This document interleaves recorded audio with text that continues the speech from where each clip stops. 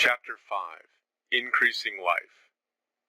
You must get rid of the last vestige of the old idea that there is a deity whose will it is that you should be poor, or whose purposes may be served by keeping you in poverty.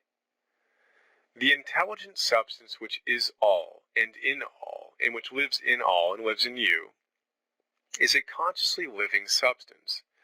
Being a consciously living substance, it must have the nature and inherent desire of every living intelligence for increase of life. Every living thing must continually seek for the enlargement of its life, because life, in the mere act of living, must increase itself.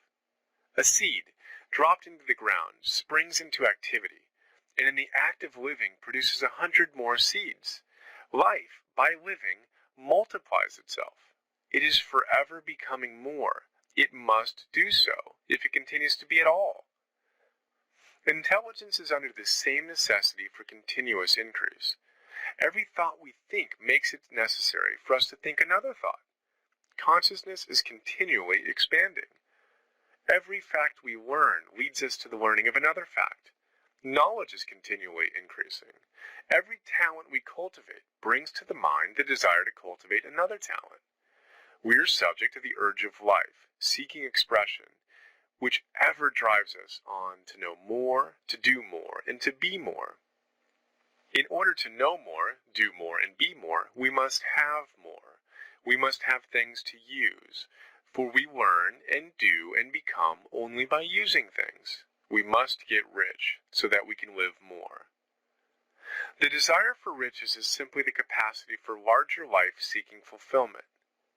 Every desire is the effort of an unexpressed possibility to come into action. It is power seeking to manifest which causes desire. That which makes you want more money is the same as that which makes the plant grow. It is life seeking fuller expression. The one living substance must be subject to this inherent law of all life. It is permeated with the desire to live more. That is why it is under the necessity of creating things. The one substance desires to live more in you, hence it wants to have all the things you can use. It is the desire of God that you should get rich. He wants you to get rich because he can express himself better through you if you have plenty of things to use in giving him expression. He can live more in you if you have unlimited command of the means of life. The universe desires you to have everything you want to have. Nature is friendly to your plans. Everything is naturally for you. Make up your mind that this is true. It is essential, however, that your purpose should harmonize with the purpose that is in all. You must want real life, not mere pleasure or sensual gratification. Life is the performance of function, and the individual really lives only when he performs every function, physical, mental, and spiritual, of which he is capable, without excess in any. You do not want to get rich in order to live swinishly, for the gratification of animal desires. That is not life. But the performance of every physical function is a part of life, and no one lives completely who denies the impulses of the body a normal and healthful expression. You do not want to get rich solely to enjoy mental pleasures, to get knowledge, to gratify ambition, to outshine others, to be famous. All these are a legitimate part of life, but the man who lives for the pleasures of the intellect alone will only have a partial life, and will never be satisfied with his lot. You do not want to get rich solely for the good of others, to lose yourself for the salvation of mankind, to experience the joys of philanthropy and sacrifice. The joys of the soul are only a part of life, and they are no better or nobler than any other part. You want to get rich in order that you may eat, drink, and be merry when it is time to do these things, in order that you may surround yourself with beautiful things, see distant lands, feed your mind, and develop your intellect, in order that you may love men and do kind things, and be able to play a good part in helping the world to find truth. But remember that extreme altruism is no better and no nobler than extreme selfishness. Both are mistakes.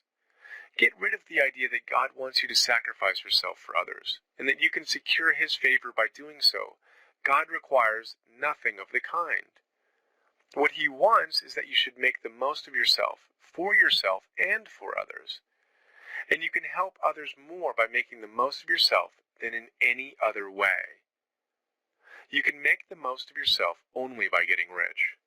So it is right and praiseworthy that you should give your first and best thought to the work of acquiring wealth. Remember, however, that the desire of substance is for all, and its movements must be for more life to all. It cannot be made to work for less life to any, because it is equally in all, seeking riches in life. Intelligent substance will make things for you, but it will not take things away from someone else and give them to you. You must get rid of the thought of competition. You are to create, not to compete for what is already created. You do not have to take anything away from anyone.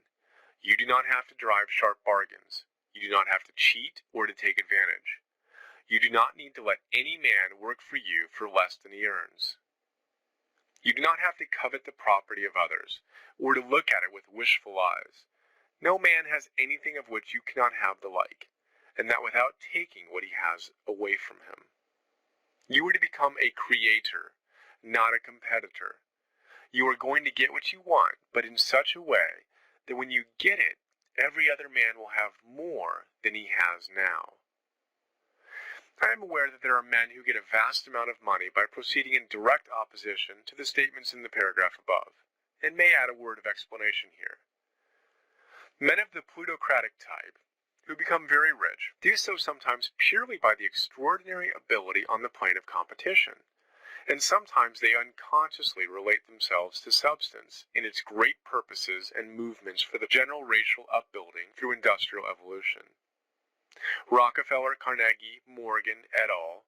Have been the unconscious agents of the Supreme in the necessary work of systematizing and organizing productive industry, and in the end, their work will contribute immensely toward increased life for all. Their day is nearly over. They have organized production and will soon be succeeded by the agents of the multitude, who will organize the machinery of distribution. The multimillionaires are like the monster reptiles of the prehistoric eras. They play a necessary part in the evolutionary process, but the same power which produced them will dispose of them, and it is well to bear in mind that they have never been really rich. A record of the private lives of most of this class will show that they have been really some of the most abject and wretched of the poor. Riches secured on the competitive plane are never satisfactory and permanent. They are yours today and another's tomorrow. Remember, if you are to become rich in a scientific and certain way, you must rise entirely out of the competitive thought.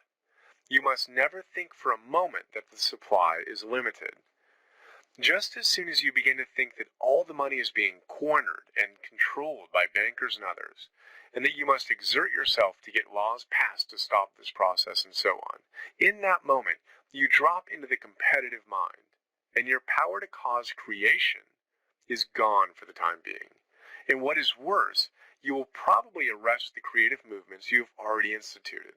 Know that there are countless millions of dollars worth of gold in the mountains of the earth, not yet brought to light. And know that if there were not, more would be created from thinking substance to supply your needs. Know that the money you need will come, even if it is necessary for 1,000 men to be led to the discovery of new gold mines tomorrow. Never look at the visible supply. Look always at the limitless riches in formless substance, and know that they are coming to you as fast as you can receive and use them. Nobody, by cornering the visible supply, can prevent you from getting what is yours. So never allow yourself to think for an instant that all the best building spots will be taken before you get ready to build your house unless you hurry. Never worry about the trusts and combines and get anxious for fear they will soon come to own the whole earth.